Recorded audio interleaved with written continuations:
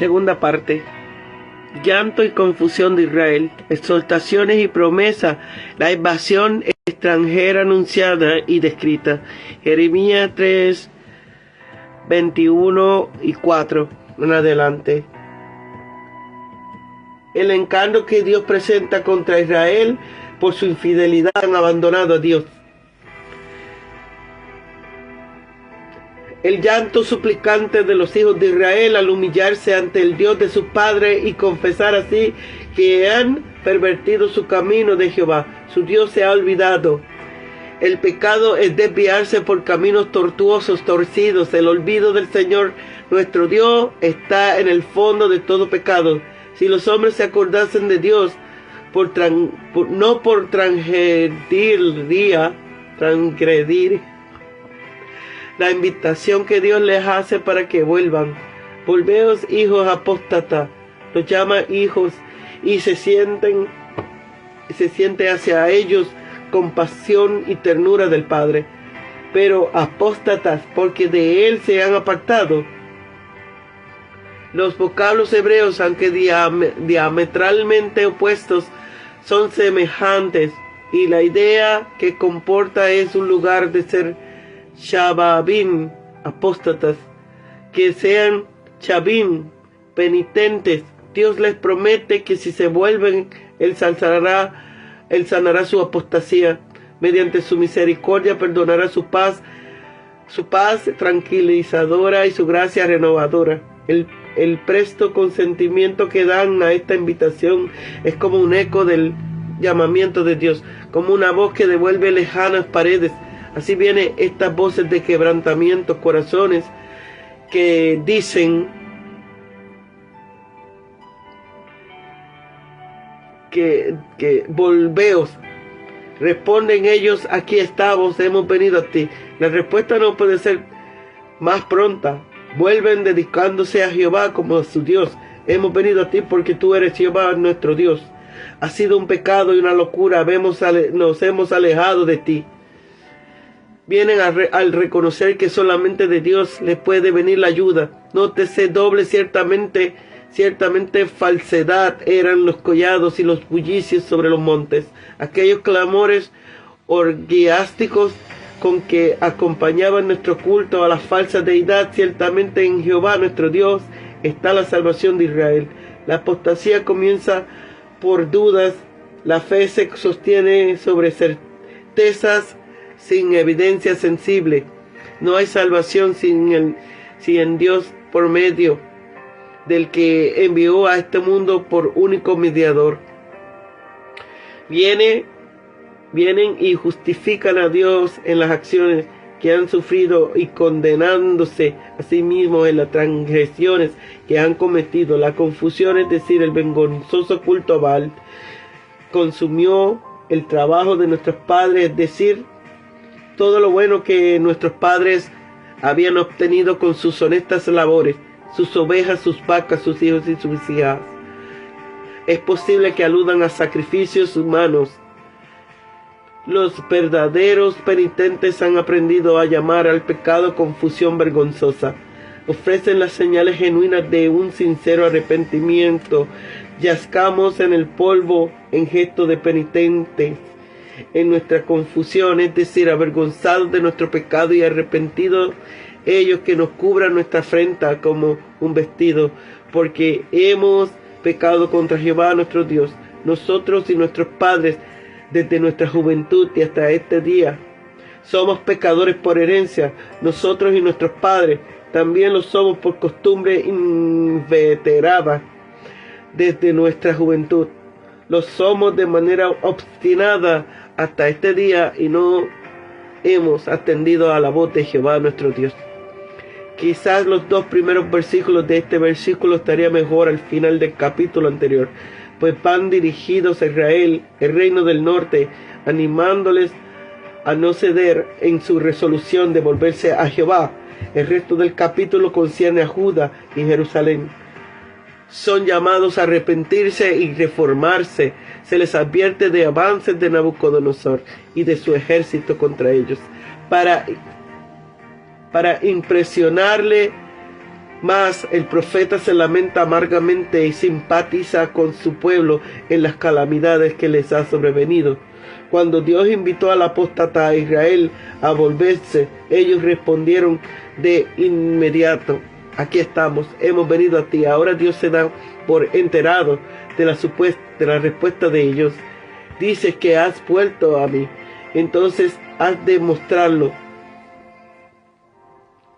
Hasta de abandonar de veras tu pecado y retirar de ti de una vez las reliquias de tu idolatría. Si quitas de delante de mí tus abominaciones y no andas de acá para allá.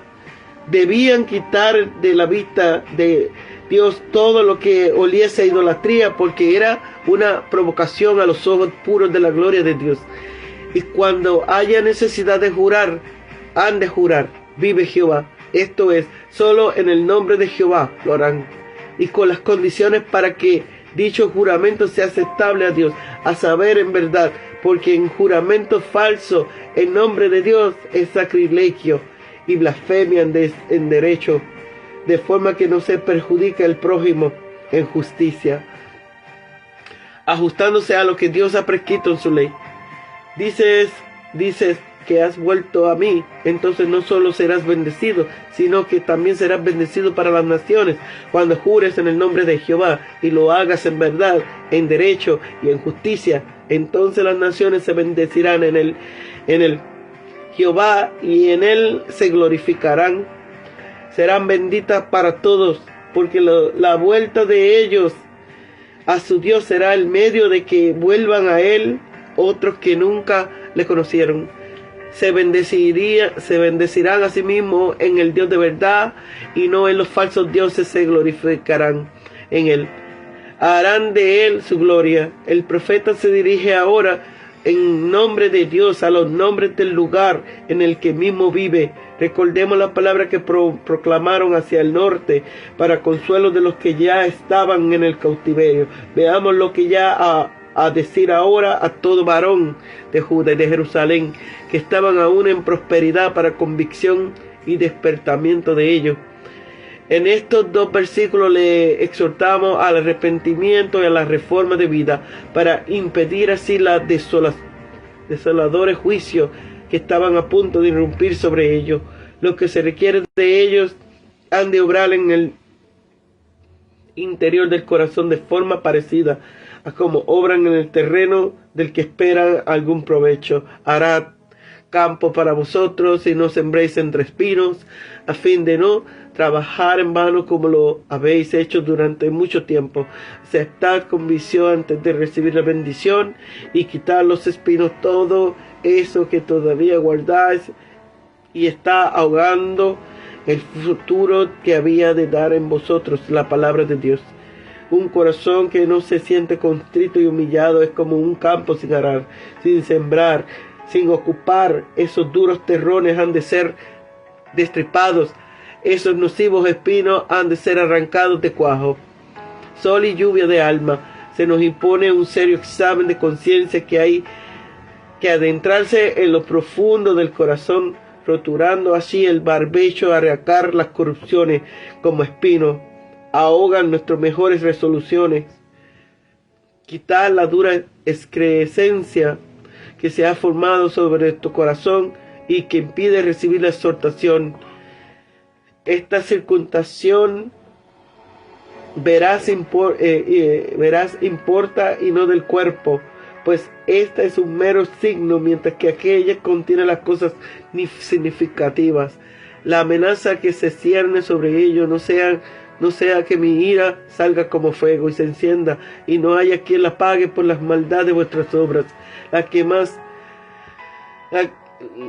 Lo que más hemos de temer es la ira de Dios, y hemos de temer siempre en cuenta que es una maldad de nuestra obra lo que enciende la ira de Dios contra nosotros.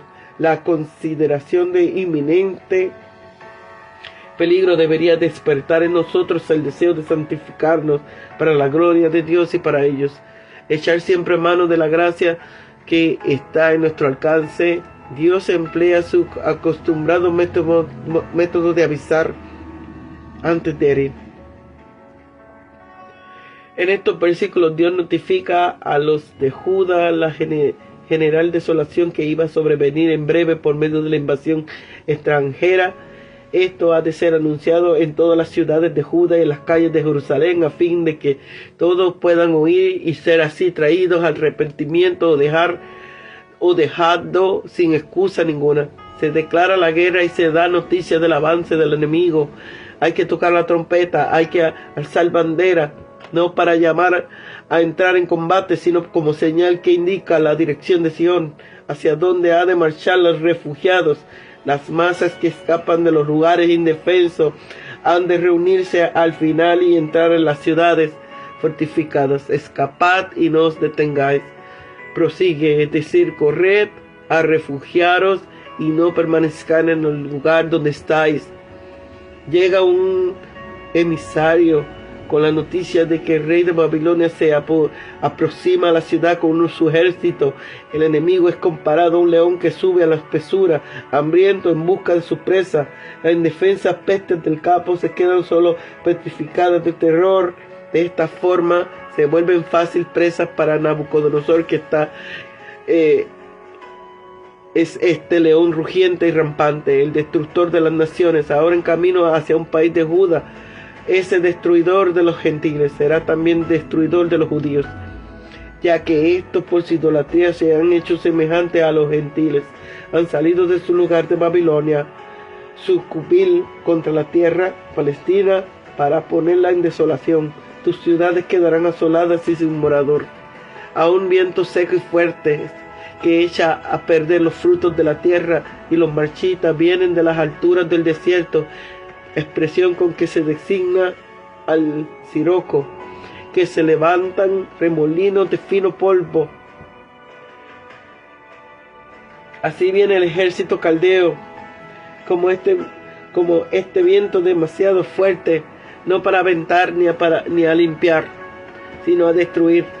Dice: viento demasiado fuerte para Judá y Jerusalén me vendrá a mí. Esto es, ponerse a mi servicio como instrumento de mi ira. Denso nublado y a un torbellino, como los que suelen acompañar a seguir a un ventarrón. Por otra parte, los caballos del enemigo son comparados a las águilas.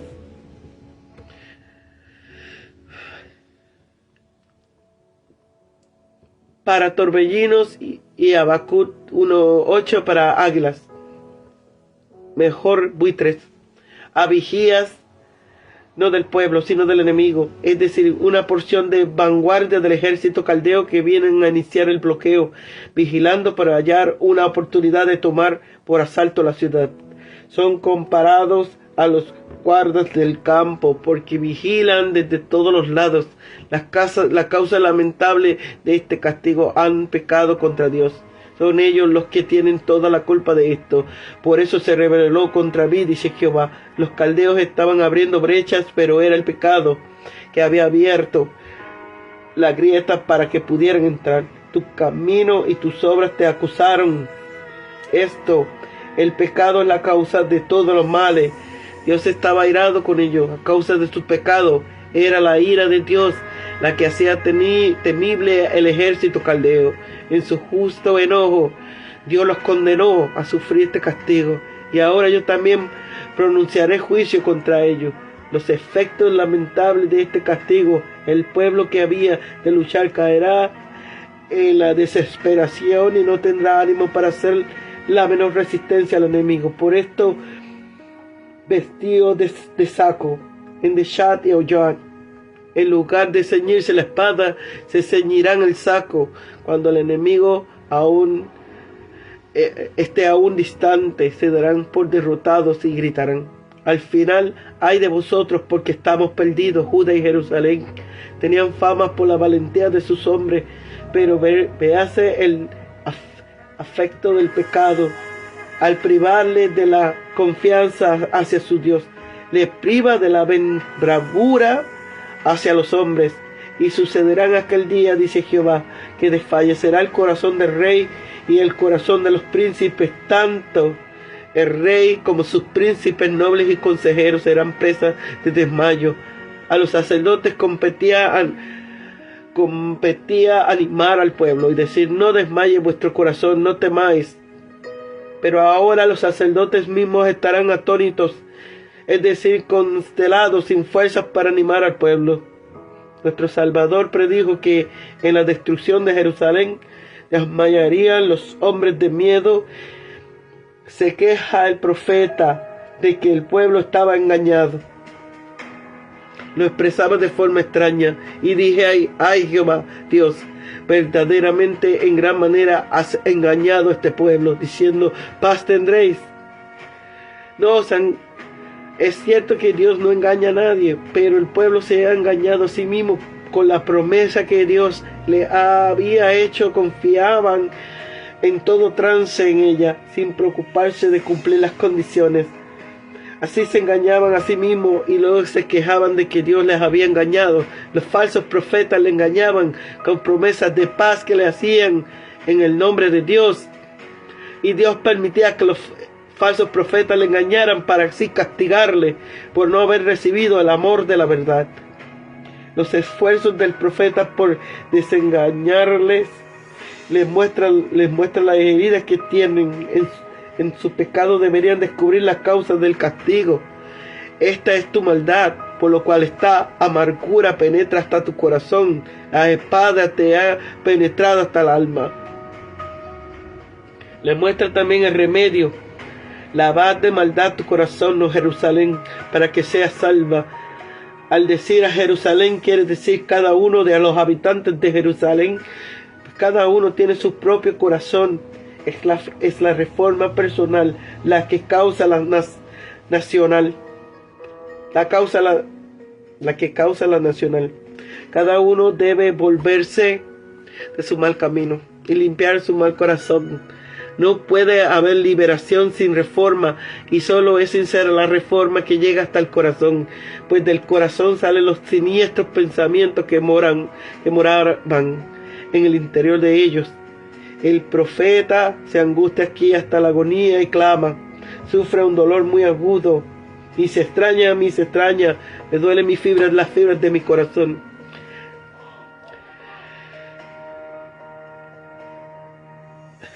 Un corazón de piedra.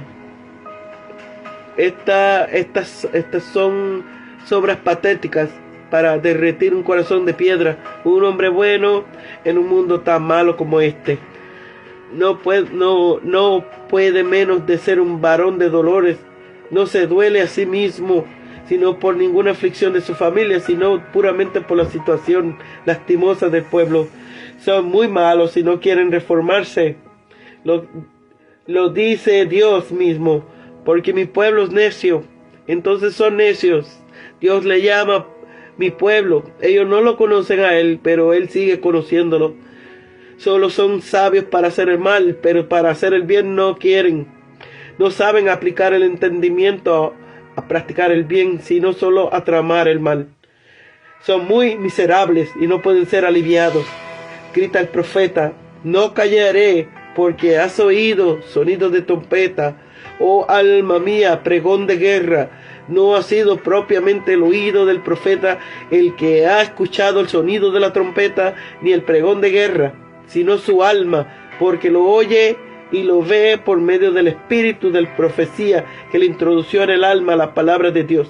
Del mismo modo que nos entra por el oído las palabras que escuchamos del exterior, se anuncia la destrucción en términos inequivocados. Es rápida y repentina. Quebrantamiento sobre quebrantamiento es anunciado. La muerte de Josías abrió las compuertas de la inundación. A los 3 meses, su hijo y sucesor Joás es depuesto por rey de Egipto.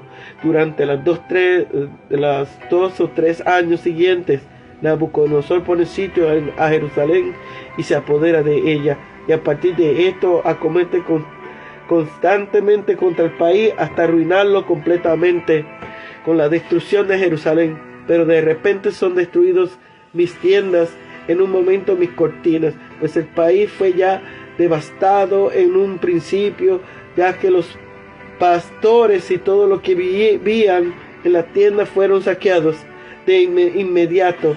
Por eso vemos retirarse a Jerusalén a los recabitas, que vivían en tierras tan pronto como los caldeos entraron por primera vez en el país.